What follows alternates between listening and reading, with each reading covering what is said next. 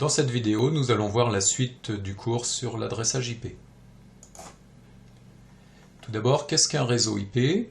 Nous allons prendre un exemple, deux PC, PC1, PC2, reliés à un switch qui veulent communiquer. Pour communiquer, une machine doit posséder une adresse IP. Je mets l'adresse 192.168.1.1 sur le PC1 et 192.168.1.2 sur le PC2. On est en l'absence de routeur dans ce cas de figure, et donc deux machines peuvent communiquer si leurs adresses appartiennent au même réseau IP. Comment détermine-t-on ce réseau IP? Eh bien, on a vu que le masque découpe l'adresse IP en deux parties, la partie réseau et la partie hôte. Donc dans notre exemple, nous avons un masque en /24, c'est-à-dire 3 fois 255.0, puisque nous sommes dans une classe C. Donc si j'écris les 4 octets bien séparés là, de mon adresse IP, je dis donc le masque est à /24, c'est-à-dire 3 fois 8 octets, donc 3 fois 8, 24. J'ai bien un masque qui va couvrir les 3 premiers octets. Ça me donne la partie réseau. Le dernier octet sera la partie haute. Mon deuxième PC va avoir ici clairement le même réseau. Par contre, sa partie haute est bien différente. On peut également faire l'analogie entre le numéro d'une maison et la rue. Donc si j'habite aux 8 rues du château, mon réseau c'est la rue du château et mon hôte c'est le numéro 8. Donc ici, nos deux machines peuvent communiquer car elles appartiennent au même réseau IP.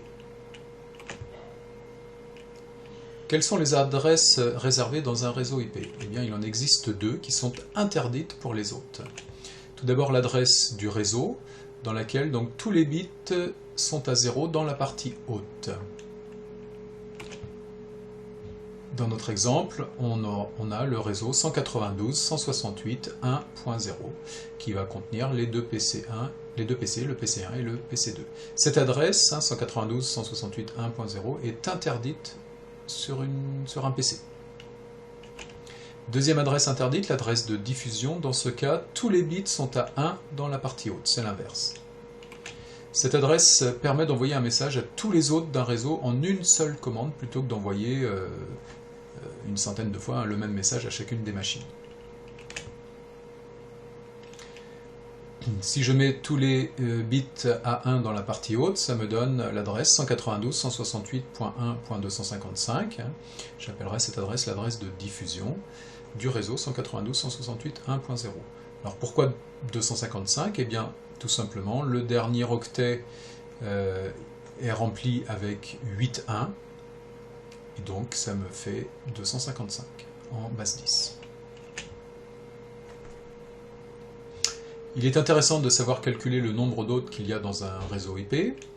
Pour cela, on a une formule de calcul donc, qui est basée sur la longueur du masque, qui est donnée dans la notation CIDR avec le /n.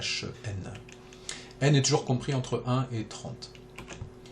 La formule est la suivante, le nombre d'hôtes est égal à 2 à la puissance 32 moins n, moins 2. Pourquoi on enlève 2? Eh bien, on enlève l'adresse de réseau et l'adresse de diffusion qui sont réservées. On n'a pas le droit de donner ces deux adresses à une machine. Donc dans notre exemple, le réseau 192.168.1.0/24, eh bien, la formule s'écrit 2 à la puissance 32 moins 24 moins 2, ce qui fait 2 à la puissance 8 moins 2.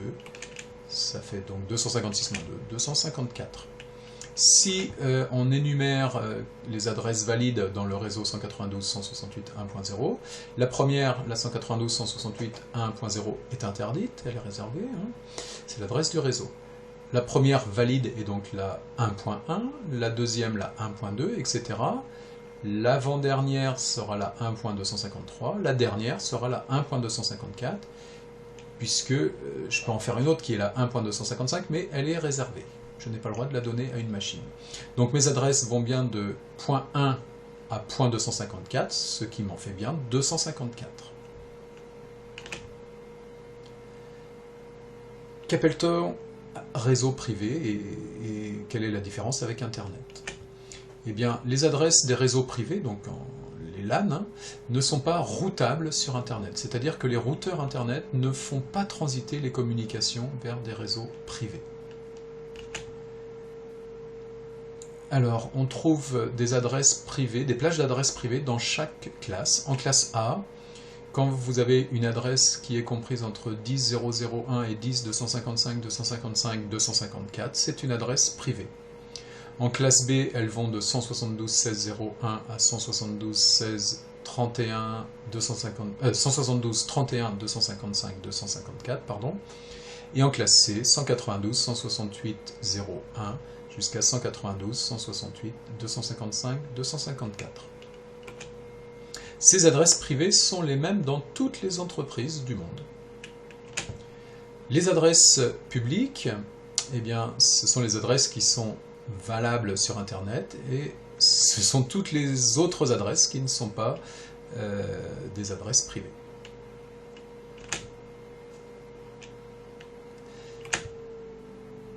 Que faut-il pour avoir un paramétrage IP complet? Eh bien, ici, on a une copie d'écran du paramétrage IP dans Windows 7. Eh bien, il est nécessaire d'avoir une adresse IP, qui est l'identifiant unique de la machine dans un réseau. Le masque, qui indique la longueur de la partie réseau. Donc ici, on est dans une classe C, donc 3 x 255.0. La passerelle, qu'on appelle également le routeur, hein, qui est nécessaire dès qu'on veut sortir du réseau. Si on veut joindre une machine qui n'est pas sur son réseau IP, eh bien il faudra passer par un routeur. Et donc les paquets à destination d'une machine qui n'est pas dans son réseau IP seront envoyés à la passerelle. Et enfin, il faut au moins un serveur DNS si on veut aller sur Internet. Donc le serveur DNS, ici j'ai mis celui de Google, hein, mais en général on met celui de son fournisseur d'accès ou celui de son entreprise.